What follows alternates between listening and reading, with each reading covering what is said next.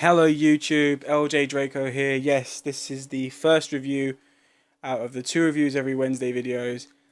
Basically, this review is going to be, well, actually, I'm going to tell you now, these 2 reviews are going to be based on the same series of movies, but I'll explain a bit after, what's going to happen. Basically, the first review is based on 3 movies out of a quadrilogy at the moment, but there is future movies being made.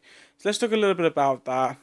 Basically, I've seen a lot of trailer reviews and trailer reactions to the new Pirates of the Caribbean 5, Dead Men Tell No Tales, and in fairness, I've seen the trailer and I don't like the look of it, and I'll explain why in the next review. But anyway, let's just get into this one. I'm going to review 3 movies in this one video as one whole big movie, and that is obviously the original Pirates of the Caribbean trilogy, the first 3 movies, which is, if you haven't seen them or haven't heard the titles, there's going to be pictures of the titles either above or below my head. Anyway, this is going to be Pirates of the Caribbean, The Curse of the Black Pearl.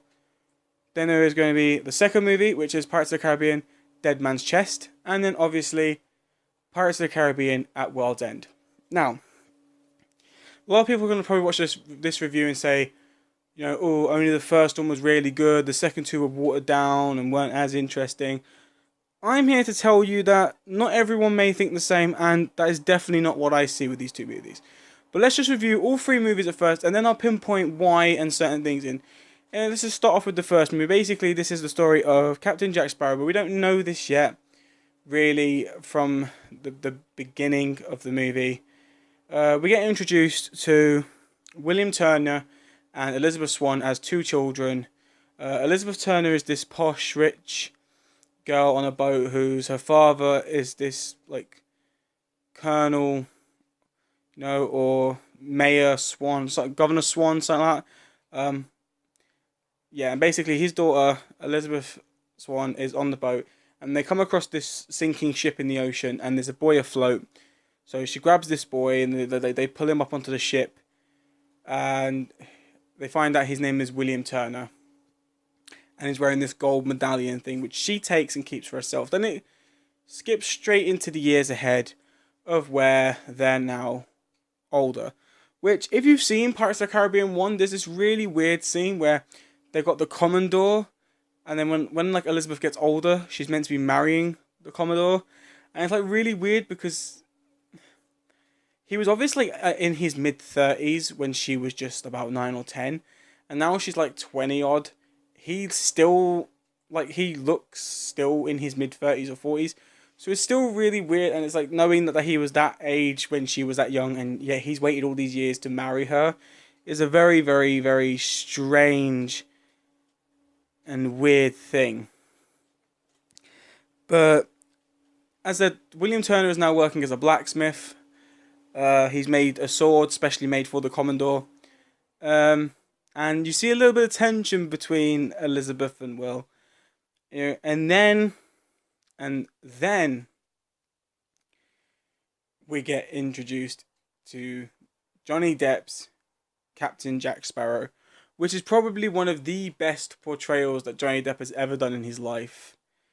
I mean, Captain Jack Sparrow is just a Disney icon now, for not only for young boys and men, but also for women and young girls, because I've seen a lot of girls dress up as pirates now and stuff like that. More girls are into pirate stuff, not because everyone goes, oh, it's because Keira Knightley was the first woman to try and be a proper pirate. And no, it wasn't. It was because of Johnny Depp. So let's just stick with that.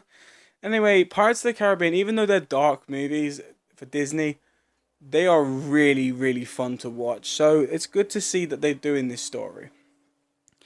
But anyway, along the lines of that, as I said, Captain Jack Sparrow avoids the government. He bumps into Elizabeth Swann. He saves her from drowning in the ocean, pulls her out, and then tricks them into getting his stuff back. He then escapes and runs off and ends up hiding in a blacksmith's, which is obviously where the adult William Turner now obviously works. And they get into a nice, awesome sword fight. Jack finally gets captured. Now, I'm not going to review the entire movie. I'm just giving little snippets because I'm trying to review 3 whole movies in this, okay? So let's just get into this. Right, so basically, I'm going to skip ahead now. Keira Knightley as Elizabeth Swann. She's hiding in a house because these pirates have come and taken over the land and start blowing up buildings and stuff. And it turns out they're now pirates running under the name of the Captain Barbossa, who used to be working with Captain Jack Sparrow on the Black Pearl, but then him and his crew chose mutiny over Sparrow and left him on an island to die. And they hunted this treasure for themselves, known as Aztec gold, this big chest full of all these pieces of gold. And they all took one for themselves and not realised that the chest itself was haunted and cursed. So whoever held a piece of gold, and if not all pieces of gold were returned to the chest, they were immortal. They could never die. And when the moonlight hit them, they became skeletons. And they were under the quest to return all pieces of the gold. But they didn't realise this. William Turner's father, who I'll get to in a bit of this review, who was also known as Bootstrap Bill Turner, he was also one of the members who took the piece of gold. And because after they dumped him, Captain Jack Sparrow, on the island, they decided to sail off. And Bootstrap Bill thought, hang on, we just mutinied our captain, this is kind of wrong. So because he spoke up, they threw him in the ocean attached to a cannon.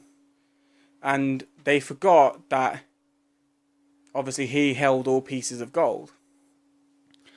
But he gave the piece of gold to William Turner after the ship went down. So it kind of makes sense in a way. It also doesn't. But in order to relieve and release the curse from the pirates, they need the blood of a Turner and the last gold coin, which obviously they had, which Keira Knightley's Elizabeth Swann decides to try and give Captain Barbossa, and then he takes her prisoner. Then I'm just going to skip straight to the end of this movie, where Will and Jack go on a hunt to try and find Elizabeth. They eventually find Elizabeth. They go through this whole plan where, the Commodore's army and Jack Sparrow and Will Turner are going to try and take on the pirates at the cave where they need to put the gold back in the chest. Big fight thing happens, Jack and Will do this little trick together where Jack takes a coin, becomes immortal. They have Barbossa and Jack have an immortal fight, and then, Will Turner cuts his hand open. Sparrow throws the coin. William catches it and throws it in the chest just as Jack uses his one-shot pistol on Barbossa. Barbossa goes, "You can't kill me," and then Will kind of goes, "Actually," and then drops the coin, and Barbossa dies. Boom. The end of the first one. Then we go straight into the second one, Dead Man's Chest, which is now based on I said the end of the first one. It's not really the end of the first one. Jack Sparrow gets away from the government. Starting of the second one, William Turner is being held prisoner and is sentenced to death for helping Jack Sparrow escape. Keira Knightley decides to go after the person who's made these terms and, said, "Oh, well, if I get William back and I get this compass off of Jack Sparrow, will you release William Turner?" Not realising that William was under the same oath with, he was sent after the compass. So now William and Elizabeth are both after Jack's compass to save each other, really. What happens is they're going after a certain chest. Now, let's get into the main villain of this movie, and this is obviously Davy Jones. Davy Jones is a pirate who had his heart broken so much that he couldn't bear with the pain that he cut his own heart out and locked it in a chest and buried it so no one could find it. And the key to the chest is always under his tentacles, under his chin. And he sails on the Flying Dutchman, which is a ship that if you die in Pirates of the Caribbean, or you're dying, he'll give you the chance to serve on his ship as a crew member instead of dying, And this is obviously, Davy Jones is played by Bill Nighy, who gets in a lot of movies and sometimes can be quite tiring to watch, but Davy Jones is an awesome character.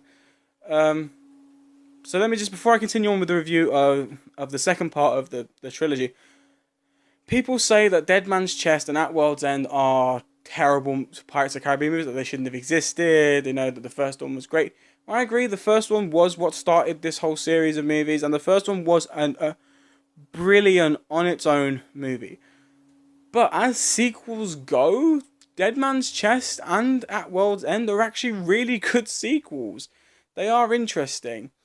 But anyway, back into the second part of this review. Basically, Davy Jones has now caught up with Jack Sparrow and Will Turner. Doesn't know he's caught up with Jack Sparrow yet.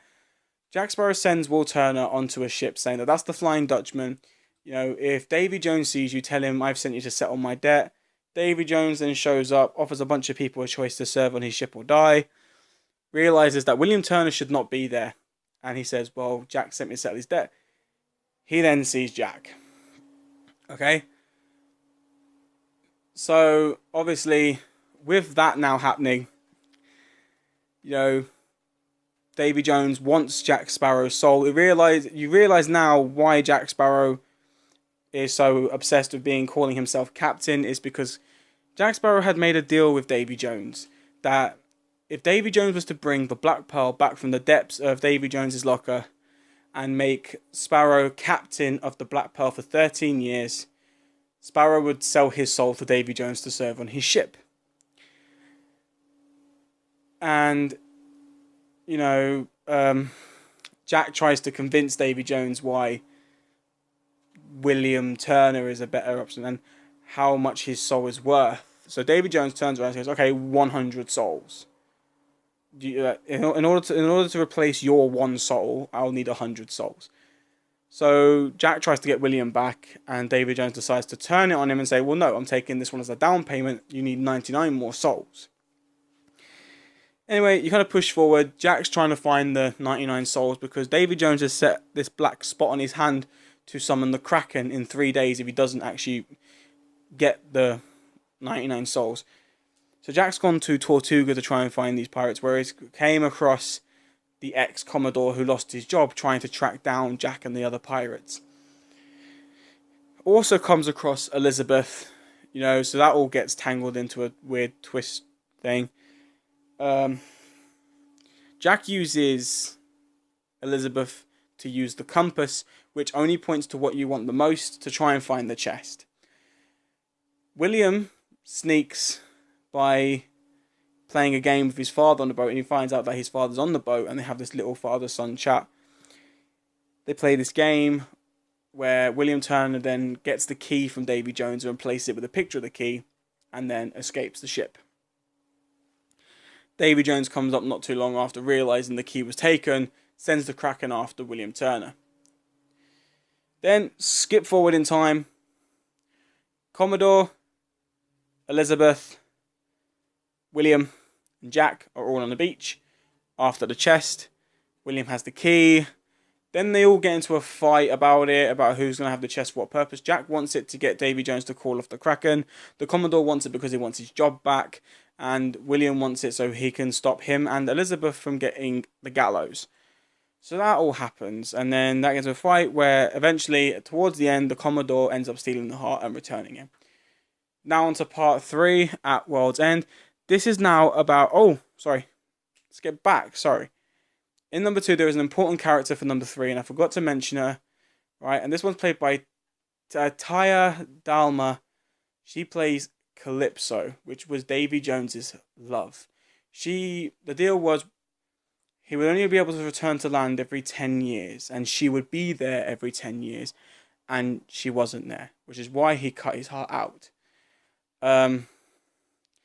She's very important, okay? She is basically, she's the Pirates of the Caribbean version of God. She is the wind, she is the water, she is the fire, she is the earth, she's everything. So, now to number 3. World's End's based on all the pirate lords and pirate kings who have the 7 pieces of 8. Was it 7 or 9 pieces of 8? I'm pretty sure it's either 7 or 9. I'll put like here where it's meant to be. Either way, they're meant to get these pieces together, and they're meant to release Calypso from her human form, because her in a human form is just causing too much trouble. It's just people are dying, and it's causing wars between other pirates because of this certain thing. So they want to release her back into her natural form. They have the meeting, and Elizabeth Swann gets voted to be the Pirate King, which is a very funny moment. Then it obviously goes straight back to Davy Jones. He realizes now that the East India Corporation has his heart, and they now control the Flying Dutchman. They now control Davy Jones, and he's obviously pissed off with it. You know, so but that all shit happens, and then let's just, because in fairness, number 3, there isn't actually that many interesting scenes, so let's just skip straight to the end of this one, okay? Basically, at the end, William and Elizabeth, they want to get married, but they're having the fight with Davy Jones's crew and Davy Jones, and you know, Calypso's decided to make a whirlpool in the sea, trying to suck the Black Pearl and the Flying Dutchman into the ocean.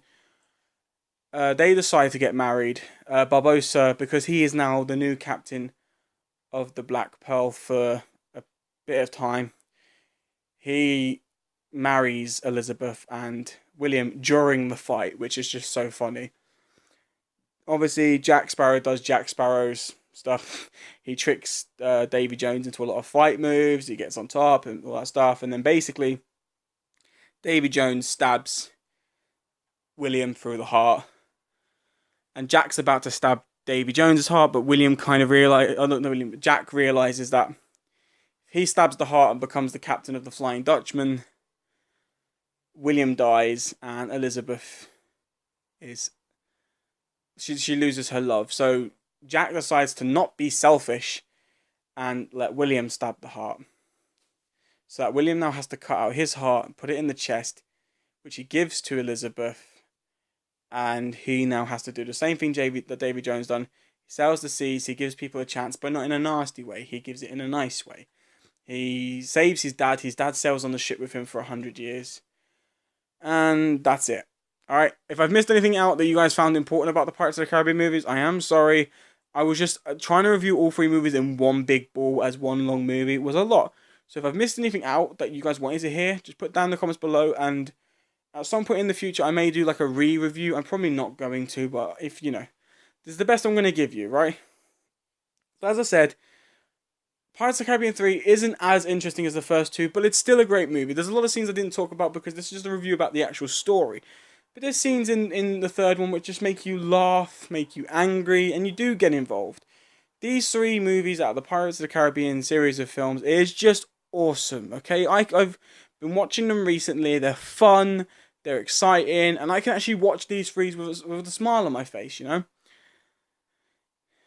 And as they are 3 movies, they should all get separate ratings. So I probably am going to do separate ratings for them.